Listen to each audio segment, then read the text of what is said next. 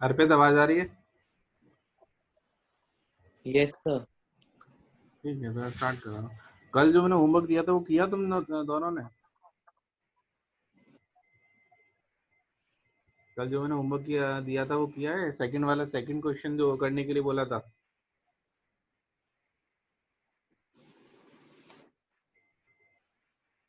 Second question करने को बोला था, किया है किसी ने?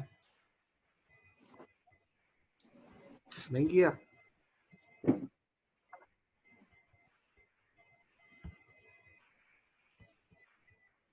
ठीक है, मैं सेकंड क्वेश्चन करा रहा हूँ। सेकंड क्वेश्चन में क्या करना था, न्यू क्लास बना रहा हूँ मैं, तो नोट्स तो दोनों के पास होंगे ही।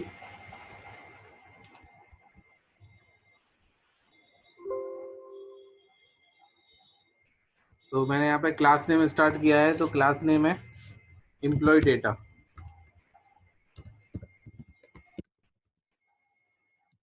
ओके करना है।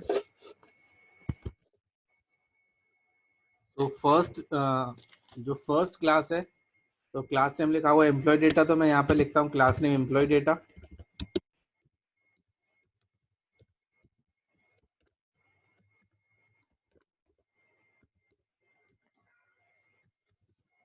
फिर इसके बाद डेटा मेंबर्स लिखे हैं, तो पहला डेटा मेंबर जो लिखा हुआ है वो है इंटीजर टाइप का वेरिएबल ईएमपी कोड, यानी कि एम्प्लॉय कोड। सेकंड जो वेरिएबल लिखा हुआ है वो लिखा हुआ है बेसिक टाइप का, तो मैं इसे डबल का लेना है मुझे, तो डबल टाइप का एक वेरिएबल बेसिक पे। नेक्स्ट फंक्शन है, फिर नेक्स्ट यूज करना है, हेडिंग लिखी हुई है मेंबर फंक्शन ऑब्लिक मेथड्स। तो फर्स्ट जो मेंबर फंक्शन है वो है एम्प्लॉय डेटा। एम्प्लॉय डेटा ये भी कंस्ट्रक्टर है, देखो क्लास का नाम सेम है, क्लास का भी नाम एम्प्लॉय डेटा है और इसका भी नाम एम्प्लॉय डेटा है, लेकिन एक डिफरेंस है कि ये यहाँ पर ये जो कंस्ट्रक्टर दे रखा है ना, ये कंस्ट्रक्टर डिफॉल्ट कंस्ट्रक्टर है। तो डिफॉल्ट कंस्ट्रक्टर के अंदर हम क्या करते हैं, जितने भी इंस्टेंस वेरिएबल्स होते हैं उन इंस्टेंस वेरिएबल को उनकी इनिशियल वैल्यू से असाइन करते हैं। तो दो ही इंस्टेंस वेरिएबल्स यहाँ पे दे रखे हैं, एक तो ईएमपी कोड यानी एम्प्लॉय कोड दे रखा है और एक बेसिक पे दे रखा है, तो मैं उनकी इनिशियल वैल्यू से उनको मैं असाइन कर देता हूँ। तो ईएमपी कोड इक्वल टू 0 और फिर उसके बाद बेसिक पे इक्वल टू हो जाएगा कितना, 0.0। ये क्लोज कर देंगे। इसके बाद नेक्स्ट करना है। सेम देखो एक और कंडीशन उसके नीचे लिखी हुई, यानी एक और कंस्ट्रक्टर है, दोनों कंस्ट्रक्टर दे रखे हैं एक ही प्रोग्राम के अंदर। डिफॉल्ट कंस्ट्रक्टर भी गिवन है और पैरामीटर कंस्ट्रक्टर भी गिवन है। तो डिफॉल्ट कंस्ट्रक्टर तो ये हो गया जिसके अंदर कोई भी ब्रैकेट्स नहीं होते, यानी कि वो अंदर पैरामीटर नहीं होंगे। नेक्स्ट जो कंस्ट्रक्टर दे रखा है वो दे रखा है पैरामीटर कंस्ट्रक्टर, और इसमें ऑलरेडी कुछ वेरिएबल्स गिवन है, तो मैं सेम टू सेम ही कर रहा हूँ। तो एम्प्लॉय डेटा इंटीजर टाइप का एक variable C comma double type का एक वेरिएबल यूज करना है बी। कंस्ट्रक्टर के अकॉर्डिंग जैसे लिखा हुआ है उसके constructor to assign EM employ code equal to C, तो जो ईएमपी कोड की जो वैल्यू है वो मुझे यहाँ पे सी के इक्वल असाइन करनी है, और जो बेसिक पे की वैल्यू है उसको जैसे बी के इक्वल असाइन करना है। यहां तक क्लियर होगा?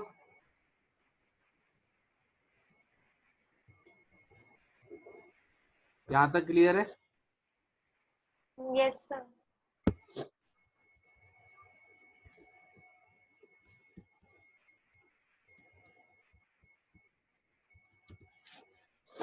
नेक्स्ट है word print data.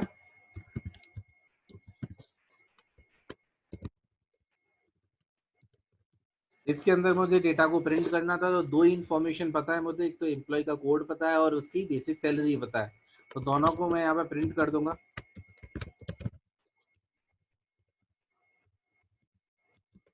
System dot out dot print L N,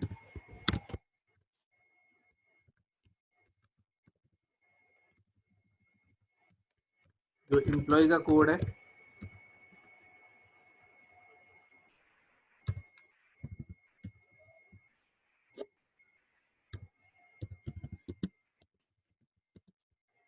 plus employ code plus EMP CODE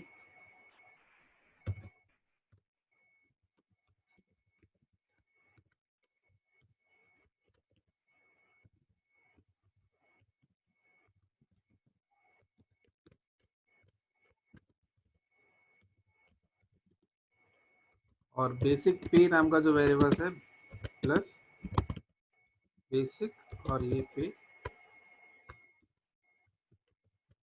ये पेरेंट क्लास ड्रॉ हो गई, ठीक है। यानी पेरेंट क्लास मैंने यहाँ पे क्रिएट कर ली। एक सबसे पहले मैंने क्लास नाम लिखा, उसके बाद इन दोनों को मैं इंस्टेंस वेरिएबल्स बोलते हैं। ये यहाँ पर डिफॉल्ट कंस्ट्रक्टर था, तो डिफॉल्ट कंस्ट्रक्टर के हम जितने भी इंस्टेंस वेरिएबल्स होते हैं उन इंस्टेंस वेरिएबल्स को उनकी इनिशियल वैल्यू में क्या कर देते हैं, असाइन कर देते हैं। फिर इसके बाद एक और है एम्प्लॉय डेटा, ये पैरामीटर कंस्ट्रक्टर है। तो पैरामीटर कंस्ट्रक्टर के अकॉर्डिंग जितने भी इनपुट वेरिएबल्स होते हैं उन इनपुट वेरिएबल से रिलेटेड यहाँ पर दो टेम्पररी वेरिएबल यूज किए हैं और उन टेम्पररी वेरिएबल को उनके ओरिजिनल वेरिएबल में क्या कर दिया, असाइन कर दिया। इसके बाद एक फंक्शन और गिवन था, इस फंक्शन के अकॉर्डिंग दोनों वैल्यूज को मैंने यहाँ पे क्या कर दिया, प्रिंट कर दिया। अब है नेक्स्ट फंक्शन है, नेक्स्ट क्लास है। तो क्लास का नाम लिखा हुआ ओवर टाइम, कल भी मैंने सिखाया था। तो जब भी चाइल्ड क्लास होगी तो चाइल्ड क्लास एक्सटेंड करेगी यानी एक्सेस करेगी पेरेंट क्लास की प्रॉपर्टी को। तो class name over time x tends, और जो ऊपर क्लास लिखी हुई है यानी कि पेरेंट क्लास जो लिखी हुई है वो थी एम्प्लॉय डेटा। तो ये हो गया इनहेरिटेंस का कॉन्सेप्ट, यानी कि ये इससे वो इनहेरिटेंस कर सकता है। तो यहाँ पर एक मैंने कीवर्ड यूज किया हुआ है, एक्सटेंड कीवर्ड। इसके अंदर भी कुछ वेरिएबल्स दे रखे हैं, तो इंटीजर टाइप का एक वेरिएबल दे रखा है एंड डेज, और एक डबल टाइप का एक वेरिएबल दे रखा है रेट। फिर इसके बाद मेंबर फंक्शन ऑब्लिक मेथड्स, तो एक कंस्ट्रक्टर दे रखा है ओवर टाइम, और ये जो कंस्ट्रक्टर है ये पैरामीटर कंस्ट्रक्टर है। अब आगे देखो उसके अंदर क्या करना था, कंस्ट्रक्टर के अंदर parameter constructor assign values to data member of the both the classes using super, यानी कल भी मैंने ये किया था, सेम कर रहा हूँ। तो इसके अंदर क्या करते हैं, बोथ द क्लासेस बोला है, तो बोथ द क्लासेस का मतलब एम्प्लॉय कोड और ये बेसिक पे। तो मैं यहाँ से इन दोनों डेटा टाइप को कॉपी कर लेता हूँ और यहाँ पर पेस्ट कर देता हूँ। ये तो हो गया फर्स्ट क्लास के लिए यानी पेरेंट क्लास के लिए। अब चाइल्ड क्लास के भी कुछ डेटा वैल्यू थी यानी कि डेटा मेंबर्स थे, ये दोनों एंड डेज और रेट। तो मैं यहाँ पर एक वेरिएबल्स ले लेता हूँ, इंटीजर टाइप का एक वेरिएबल्स एन डी जो रिप्रेजेंट करेगा नंबर ऑफ डेज को, और एक वेरिएबल्स और यूज किया मैंने डबल टाइप का वेरिएबल्स आर ए जो रिप्रेजेंट करेगा किसको, रेट को, जो किसे रिप्रेजेंट करेगा, रेट को। ये दोनों वेरिएबल्स पेरेंट क्लास के लिए है और ये दोनों वेरिएबल्स मैंने यहाँ पे चाइल्ड क्लास के लिए हुए हैं। अब पेरेंट क्लास के वेरिएबल्स को कॉल करने के लिए मैं एक सुपर कीवर्ड का यूज करूंगा, और सुपर में मुझे लिखना है सी कॉमा बी। इससे एम्प्लॉय का कोड और एम्प्लॉय की बेसिक सैलरी यहाँ पर कॉल हो जाएगी इस फंक्शन के थ्रू। अब रह जाता है चाइल्ड क्लास के फंक्शन, तो एंड डेज की जो वैल्यू है, जो एंड डी की वैल्यू है उसको मैंने एंड डेज में असाइन कर दिया, और जो रेट की वैल्यू है वो उसको मैंने आर ए की वैल्यू है उसको मैंने रेट में असाइन कर दिया। और इस कंस्ट्रक्टर के अंदर इतना ही करना था, यहाँ तक क्लियर होगा। नेक्स्ट फंक्शन, ये वॉइड कैलकुलेट सेल जो लिखा हुआ है मैंने कल यहाँ पर चेंजेस कराया था, मैंने बताया था डबल कैलकुलेट सेल लिखना है। क्या लिखना है, डबल। तो डबल टाइप का यानी कि रिटर्न करेगा आंसर, मैंने यहाँ पे लिखा कैलकुलेट सेल, और ऐसे मैंने फंक्शन यहाँ पर क्लोज किया। क्या करना है देखो, लिखा हुआ to calculate the total salary, यानी कि टोटल सैलरी को मुझे कैलकुलेट करना चाहिए। लेकिन एक और चीज है कि मैं यहाँ पर कोई भी डेटा टाइप नहीं दे रखा, यानी कि सैलरी कैलकुलेट करने के लिए कोई वेरिएबल नहीं गिवन है। तो मैं कोई भी एक्स्ट्रा वेरिएबल यूज नहीं कर सकता, क्योंकि एक नेक्स्ट वाले फंक्शन में यानी कि वो जो मैं वेरिएबल अगर मैं यहाँ पे यूज भी करूंगा तो वर्ड शो वेल में उसको मैं क्या करनी, प्रिंट नहीं कर सकता, क्योंकि लोकल वेरिएबल्स का जो रेंज है ना वो केवल डबल सेल के अंदर ही यानी कैलकुलेट सेल के अंदर ही रहेगा। लेकिन मुझे तो उसको प्रिंट भी करना था सो वेल के अंदर, तो इसलिए मैं डायरेक्ट यहाँ पे रिटर्न कीवर्ड यूज करूंगा। और यहाँ पर फॉर्मूला जो यहाँ पे दिया हुआ है नंबर ऑफ डेज, तो नंबर ऑफ डेज मतलब and days into rate per day. तो मैं यहाँ पर रेट नाम का वेरिएबल लिखा हुआ था, प्लस बेसिक पे, तो बेसिक पे मतलब बेसिक सैलरी मतलब बेसिक पे नाम का वेरिएबल यूज किया था। तो ये फॉर्मूला मुझे यूज करना था और मैंने बस इसको रिटर्न कर दिया। नेक्स्ट फंक्शन है वॉइड शो वेल, यानी कि जितनी वेरिएबल्स है मुझे यहाँ पर उनको प्रिंट करना चाहिए। अब मुझे सब कुछ प्रिंट करना था, लेकिन मैं ऑलरेडी एम्प्लॉय का कोड और एम्प्लॉय का बेसिक पे उसकी पेरेंट क्लास में क्या कर चुका हूँ, प्रिंट कर चुका हूँ। तो अब मुझे क्या करना चाहिए, मुझे उस फंक्शन को यहाँ पर कॉल करना चाहिए। तो देखो कौन सा फंक्शन था जिसके अंदर प्रिंटिंग हो रही थी, तो फंक्शन था प्रिंट डेटा। तो मैं यहाँ पर सेम प्रिंट डेटा को कॉल कर रहा हूँ। तो प्रिंट कॉल करने के लिए लिखते हैं सुपर डॉट उस फंक्शन का नाम जिसे मुझे कॉल करना है। तो मैंने प्रिंट डेटा लिखा, तो ऑलरेडी यहाँ पर पहले से ही जो भी उसका एम्प्लॉय का कोड होगा और एम्प्लॉय की जो बेसिक पे होगी वो ऑलरेडी यहाँ पर प्रिंट हो जाएगी, यानी कि same to same function call हो जाएगा। इसके बाद बताया टोटल सैलरी, यानी कि टोटल सैलरी को प्रिंट करने के लिए तो वर्ड शो कैल में लिखा हुआ है to display the data member of the both the classes by invoking function, यानी कि मुझे फंक्शन कॉलिंग करनी थी। तो देखो टोटल सैलरी कौन से वाले फंक्शन में लिखी हुई है, कैलकुलेट सेल के अंदर। तो मैं यहाँ पर डायरेक्ट उसको क्या कर सकता हूँ, कॉल कर सकता हूँ। तो system dot out dot print L N, एक मैसेज मैंने यहाँ पे लिखा टोटल सैलरी,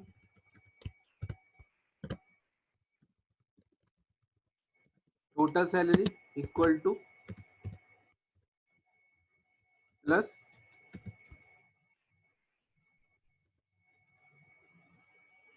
और फंक्शन कॉल करेंगे डायरेक्ट जो भी कैलकुलेट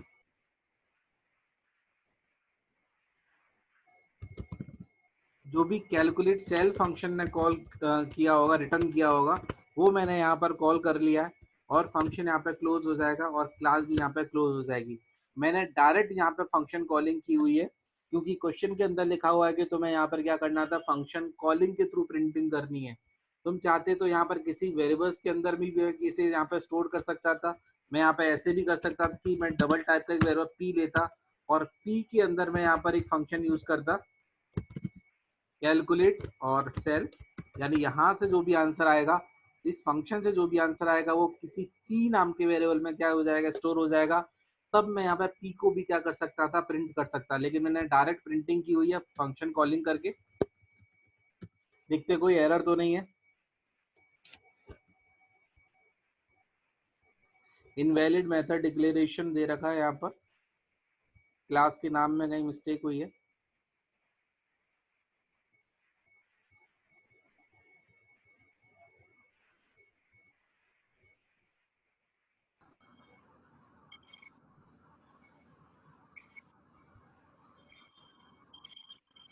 एम्प्लॉय को डबल बेसिक पे एम्प्लॉय डेटा टाइप हो जाएगा, यहाँ पर बेसिक पे एम्प्लॉय। स्पेलिंग देखो कहीं स्पेलिंग में कहीं मिस्टेक हुई है सर एल नहीं है उसमें। क्या। सर एम्प्लॉय एल हाँ रह गया है एम्प्लॉय उसमें। मिस्टेक हुई है। तो मैंने यहाँ पे एम्प्लॉय की मिस्टेक देखा, यहाँ भी कुछ मिसिंग है।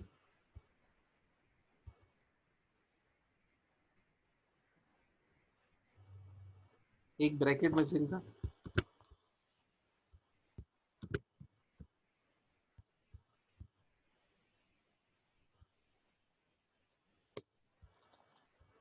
हाँ ये हो जाएगा नंबर ऑफ डेज। तो नंबर ऑफ डेज के लिए एक वेरिएबल रेट हो गया, रेट पर डे के लिए एक वेरिएबल रेट हो जाएगा, प्लस बेसिक पे के लिए यहाँ पर एक वेरिएबल बेसिक पे लिखा हुआ है। ये के लिए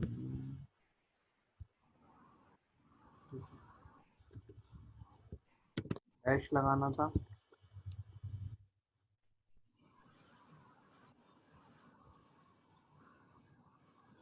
स्पेलिंग मिस्टेक हो गई है कुछ, उनको मैं सही कर रहा हूँ।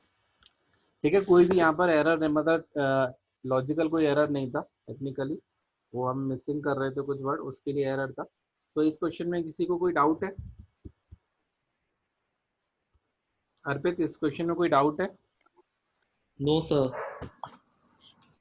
ठीक है, तो फिर मैं नेक्स्ट स्टार्ट कर रहा हूँ, थर्ड क्वेश्चन स्टार्ट कर रहा हूँ। कल से मैं एक न्यू टॉपिक स्टार्ट करूंगा। ये क्वेश्चन तो मैं आगे जितने भी हैं खुद करने हैं, और कोई डाउट हो तो मुझे व्हाट्सअप कर देना। क्लोज कर रहा हूँ, न्यू क्लास पे क्लिक करेंगे और क्लास का नाम थर्ड क्वेश्चन पर पढ़ना है। तो मैं क्लास का नाम लिखा हुआ है लाइब्रेरी, और एक अनदर क्लास है उसका नाम लिखा हुआ है कंप्यूट। एक क्लास का नाम लाइब्रेरी है और एक क्लास का नाम लिखा हुआ है कंप्यूट। तो मुझे यहाँ पे लिखना है class name,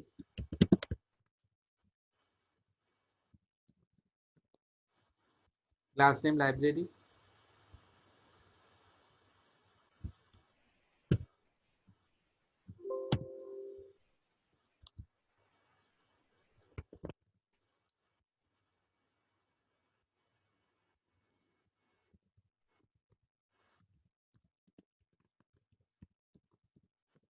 class name library start किया। फिर उसके बाद कुछ इंस्टेंस वेरिएबल्स लिखे हुए हैं। तो फर्स्ट जो इंस्टेंस वेरिएबल लिखा हुआ है वो लिखा हुआ है नेम। तो नेम होगा स्ट्रिंग टाइप का। स्ट्रिंग टाइप का एक वेरिएबल्स मैंने लिया हुआ है नेम। एक और वेरिएबल्स मैं यूज करूंगा ऑथर। तो ऑथर भी स्ट्रिंग टाइप का होना चाहिए। तो मैं यहाँ पे कॉमा लगाकर ही ऑथर लिख देता हूँ। एक और यहाँ पर वेरिएबल्स लिखा हुआ है पी। तो पी का मीन्स लिखा हुआ है price of the book in decimal. तो मैं यहाँ पर डबल टाइप का एक वेरिएबल लिखा हुआ है पी। नेक्स्ट है library function member function oblique methods. केवल लाइन बाय लाइन रीडिंग कर रहा हूँ और टाइप कर रहा हूँ बस। मैं लाइब्रेरी फंक्शंस लिखा हुआ है, इसके अंदर लिखा हुआ है library parameter constructed to assign values to data members. यानी कि ये कंस्ट्रक्टर है क्योंकि क्लास का भी नाम लाइब्रेरी है।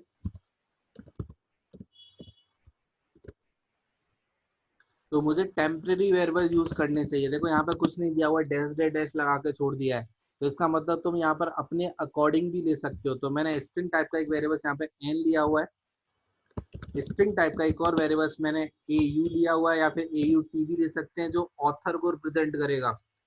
और एक मैंने डबल टाइप का वेरिएबल्स पी पी लिया हुआ है क्योंकि पी तो पहले से ही गिवन है। तो मैंने पी पी लिया हुआ है यानी कि जो प्राइस को रिप्रेजेंट करेगा। According to constructor parameter constructor हम इनपुट करने के लिए जितने भी टेम्परेरी वेरिएबल्स होते हैं उनकी ओरिजिनल वेरिएबल में असाइन कर देते हैं। तो मैंने यहाँ पे असाइन कर दिया नेम इक्वल टू एन। ऐसे ही author author equal to A U T. और पी पी इक्वल टू कितना पी, यानी कि राइट टू लेफ्ट असाइन करना है। ठीक है। और अब जब भी तुम यूज करोगे तो ओरिजिनल वेरिएबल को ही यूज करना है। नेक्स्ट फंक्शन लिखा हुआ है वर्ड शो जिसके अंदर लिखा हुआ है to display the book details. तो मुझे तीन ही डिटेल्स पता था तो मैंने शो फंक्शन के अंदर उन तीनों डिटेल्स को प्रिंट कर दिया।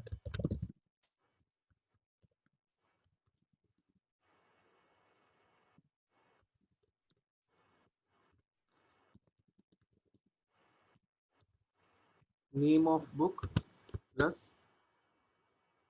नेम नाम का वेरिएबल यूज करना है, ओरिजिनल वेरिएबल के साथ प्रिंट करना है। System dot out dot print L. Name of the book के बाद लिखा हुआ है ऑथर।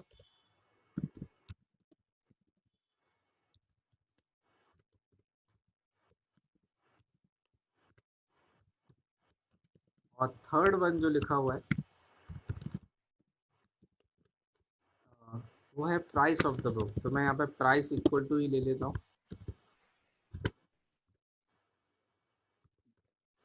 और ये पेरेंट क्लास तो कंप्लीट हो गई। इसके बाद मुझे चाइल्ड क्लास लिखना है जो मेन लॉजिक जहाँ से स्टार्ट होता है। तो मेन लॉजिक के अकॉर्डिंग जो चाइल्ड क्लास है वो एक्सेस करेगी पेरेंट क्लास की प्रॉपर्टी यूजिंग एक्सटेंड कीवर्ड।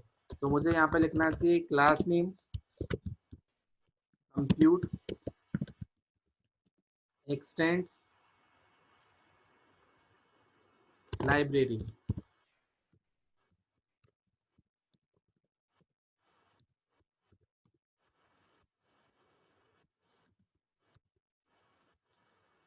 ठीक है। इसके भी कुछ यहाँ पे वेरिएबल्स दे रखे हैं। तो एक ही वेरिएबल दे रखा है वो है डी जो रिप्रेजेंट करता है नंबर ऑफ डेज को। और एक वेरिएबल और दे रखा है वो है डबल टाइप का एक वेरिएबल फाइन या फिर इंटीजर टाइप का भी वेरिएबल हम यूज कर सकते थे।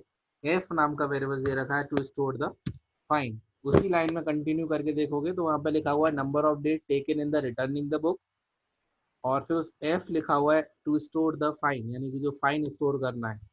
तो यहाँ पर दो वेरिएबल्स दे रखे हैं। तो दोनों वेरिएबल्स को तुम देखोगे तो यहाँ पर जो डी नाम का वेरिएबल्स है ना ये यहाँ पर इनपुट वेरिएबल्स है यानी कि मुझे पहले से पता होना चाहिए।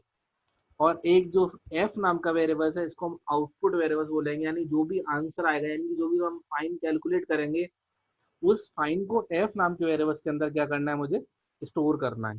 क्लियर है। नेक्स्ट नेक्स्ट फंक्शन है कंप्यूट। तो ये कंस्ट्रक्टर हो जाएगा। तो कंस्ट्रक्टर के अकॉर्डिंग मुझे क्या करना चाहिए, अगर नहीं भी लिखा होता तो इसका मतलब बोथ द क्लासेस ही होता है। Parameter constructed to assign values to data member of the both the classes. तो बोथ द क्लासेस का मतलब हुआ कि जो पेरेंट क्लास के ये तीनों वेरिएबल्स थे इनको मैं एज इट इज यहाँ पर कॉपी कर लेता हूँ। अब इस क्लास के जो इनपुट वेरिएबल्स हैं, तो एक डी नाम का वेरिएबल्स मैंने यहाँ पे एक एज अ इनपुट वेरिएबल्स ले रखा है, तो मैंने यहाँ पे डी डी ले लिया, जो डे को रिप्रेजेंट करेगा। अब यहाँ पर ऐसे करना चाहिए था मुझे, name equal to N, author equal to A U T, लेकिन ये तो सब मैं पहले ही कर चुका हूँ ऊपर। तो बस मुझे क्या करना है, एक्सेस करना है पेरेंट क्लास की प्रॉपर्टी को। तो एक्सेस करने के लिए जैसे मैं यहाँ पर सुपर कीवर्ड का यूज करूंगा, तो सुपर हो जाएगा super N comma A U T, sequence change नहीं होना चाहिए, और इधर पीपी ई नाम के वेरिएबल्स में ये डी डी की वैल्यू स्टोर हो जाएगी, और ये आउटपुट वेरिएबल है हम इसको इनिशियलाइज कर देंगे 0.0 से। और कंस्ट्रक्टर के अंदर बस मुझे इतना ही करना था, पैरामीटर कंस्ट्रक्टर के अंदर हो गया। यहाँ पर सारा इनपुट हो चुका है। ये फर्स्ट पेरेंट क्लास की के डेटा मेंबर्स थे, ये यहाँ पर एक ही वेरिएबल दे रखा था, ये चाइल्ड क्लास का है। सुपर क्लास के थ्रू मैंने यहाँ पर इनको कॉल कर लिया तीनों वेरिएबल्स को, और ये असाइन की हुई है वैल्यू डी डी की वैल्यू डी के अंदर। और जो जो आउटपुट वेरिएबल जो एफ दे रखा है, जिसके अंदर मैंने फाइन को लिखना था, उसको मैंने अभी इनिशियलाइज कर दिया 0.0 की वैल्यू से।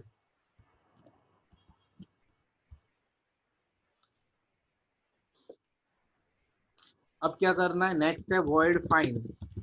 फाइन फंक्शन के अंदर मुझे फाइन कैलकुलेट करना चाहिए, लेकिन कंडीशन जो दी हुई है वो भी करना है। Calculate the fine for axis day, यानी कि मुझे एक्सिस डे का फाइन कैलकुलेट करना है। अब मुझे एक्सिस डे का कॉन्सेप्ट समझने के लिए सबसे पहले, यानी कि जो फर्स्ट लाइन ऑफ प्रोग्रामिंग है, वहां पर मुझे रीड करना चाहिए कि एक्सिस डे मुझे कैसे कैलकुलेट करना है। तो मैं वो ही रीड कर रहा हूँ। अब library issue book and rental basis as 2% charge on the cost price of the book per day, ये तो बाद में निकालेंगे। As per the rules of the library, a book can be retained for 7 days without any fine. तो अगर 7 days के बाद अगर तुम अगर बुक रिटर्न करोगे, तब वो एक्सेस डे होंगे, और फिर उस पर तुम्हें फाइन देना है। जैसे एग्जांपल के लिए, अगर तुम्हारी डी की वैल्यू नंबर ऑफ डेज अगर 10 हो जाते हैं, तो तुम्हें जो फाइन देना चाहिए ना, वो केवल 3 डेज का फाइन देना है, क्योंकि 7 डेज तो फ्री था। जैसे मान लो मुझे 12 डेज हो जाते हैं अगर बुक की अगर रिटर्न करने के लिए, मतलब डी की वैल्यू, मान लो अगर डी की वैल्यू 12 है, तो जो मैं फाइन दूंगा ना, वो केवल 5 डेज का होना चाहिए। यानी कि ये नंबर ऑफ डेज है और एक एक्सेस डेज है, दोनों में डिफरेंस है। तो मैंने एक वेरिएबल और ले लिया यहाँ पर, इंटीजर टाइप का वेरिएबल डेज, और डेज हो जाएगा D-7, यानी कि जितने भी नंबर ऑफ डेज थे उसमें से क्या माइनस कर देंगे हम, 7। तो हम कैलकुलेट कर सकते हैं number of axis day. For example मान लो डी की वैल्यू 10 है, तो लेकिन डेज कितने हो गए, 3। ये कॉन्सेप्ट क्लियर है अर्पित?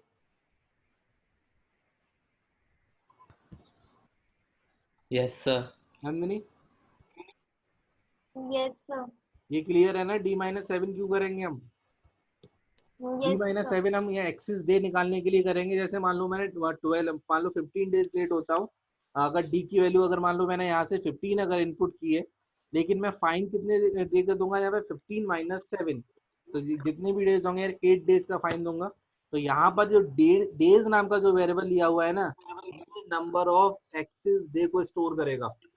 और ये डी है ना, ये डी, ये टोटल नंबर ऑफ डेज को इनपुट करेगा। तो मैंने यहाँ पे पहले टोटल नंबर ऑफ डेज में से 7 माइनस कर दिया और कैलकुलेट कर लिया number of axis day.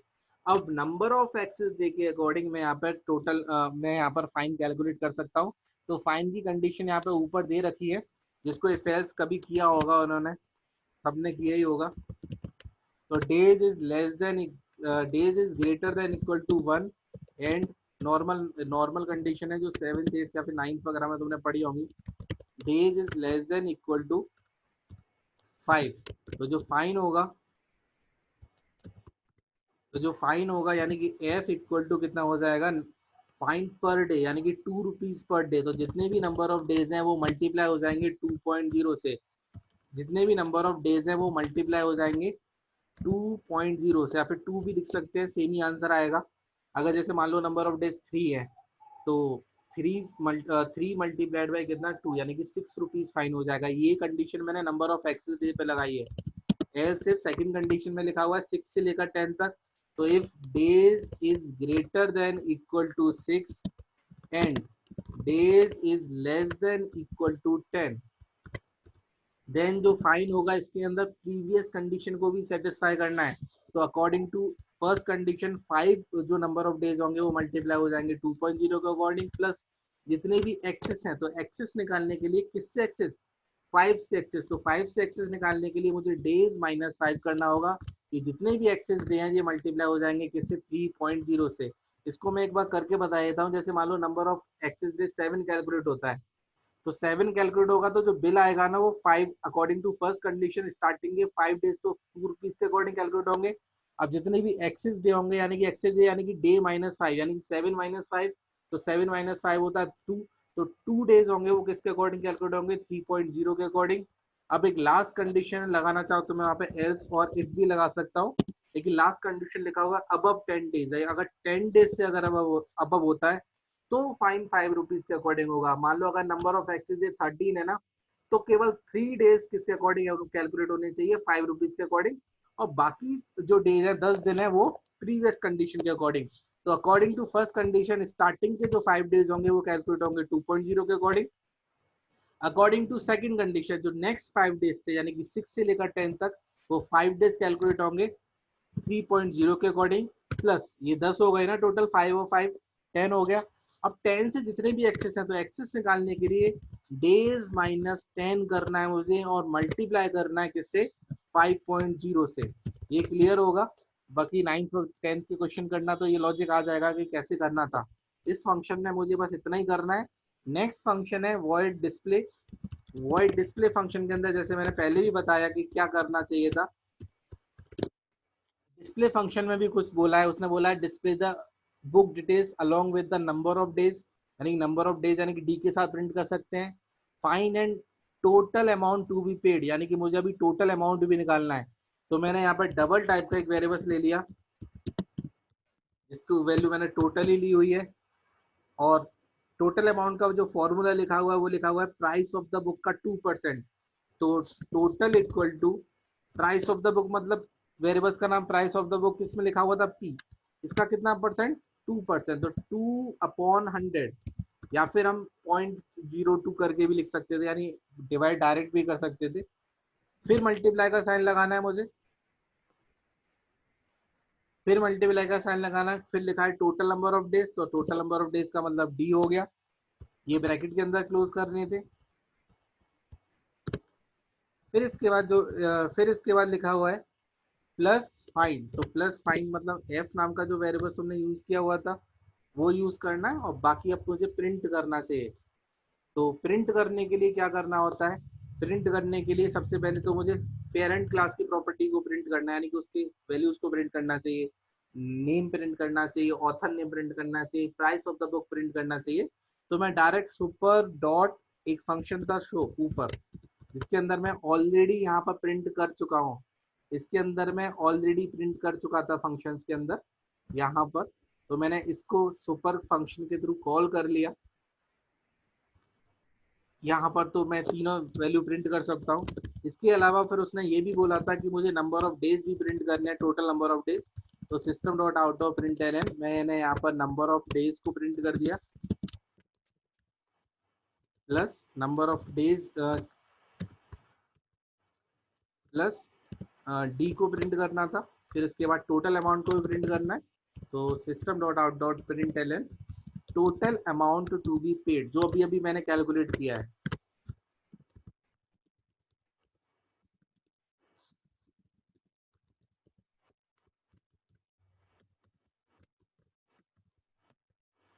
Plus total. ठीक है, ये क्लियर है। वॉइड डिस्प्ले फंक्शन ये कैसे किया है मैंने, दोनों को क्लियर है। Yes sir. ठीक है, तो मैं कंपाइल करता हूँ, देखता हूँ कोई एरर तो नहीं है। ठीक है, नो सिंटेक्स एरर, यानी कि कोई भी एरर नहीं है इस प्रोग्राम के अंदर। और कंपाइल तुम खुद कर लेना, देख लेना कि किस तरह से करना है। इसके बाद कल के लिए मैं तुम्हें होमवर्क दे देता हूँ। अब ये टॉपिक समझ में आ रहा होगा ना, 3 प्रोग्राम किए हैं और लग रहा होगा कि तीनों प्रोग्राम एक जैसे ही थे। बस यहाँ पर लॉजिक वाले फंक्शन में कुछ चेंज होता है, बाकी सब कुछ सेम ही रहेगा। यानी कि एक ही कॉन्सेप्ट के क्वेश्चन है, बस थोड़ा बहुत यहाँ पर लॉजिक चेंज होगा इस जगह, बाकी सब पूरा सेम ही सेम टू सेम लिखना है। और मैंने बताया था ये प्रोग्राम थोड़ा तो मैं लेंथी लग रहा होगा, तो लेंदी उसके लिए तुम्हें क्या करना है, जब तुम एग्जाम में करोगे तो इस फंक्शन को नहीं लिखना है, यानी कि इस वाले पार्ट को नहीं बनाना है, केवल यहाँ से स्टार्ट करना है चाइल्ड क्लास से। लेकिन अभी समझाने के लिए मैं बता रहा हूँ। तो अब तुम्हें होमवर्क में ये नेक्स्ट क्वेश्चन करने हैं, 4 5 6 सेम ही है, और कल मैं न्यू टॉपिक स्टार्ट करूंगा। क्लियर है? Yes, sir. हाँ ठीक है, तो फिर मैं Yes.